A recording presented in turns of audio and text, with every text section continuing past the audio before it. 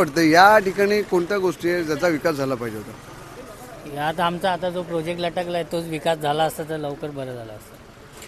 कोणता प्रोजेक्ट समोर दिसतोय तो? समोर दिसतोय तो. तुमचे सगळ्यात आम्हाला ते 14 वर्ष झाले बाहेर पडलो आम्ही. अजून आमचे घर भाडी देत नाही काय नाही.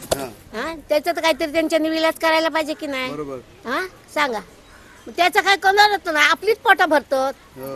रस्ते मुक्त करा बस, बाकी काय नाही. रस्ते मुक्त झाले तर आपलं ट्रॅफिक क्लिअर होऊन जाईल, बस एवढीच मागणी आहे. बाकी लोकांचे प्रश्न म्हणजे तेच आहे, तुम्हाला वेळेवर पाणी व्यवस्थित आलं पाहिजे. दुसरी गोष्ट ड्रेनेज लाईन म्हणजे जी आज दुर्गंधी वगैरे आहे किंवा आपल्या याचं सांडपाणी वगैरे आहे याची व्यवस्थित लाईन मिळाली पाहिजे, जेणेकरून ते आतमध्ये एरियामध्ये त्या नगरामध्ये तुंबून राहणार नाही.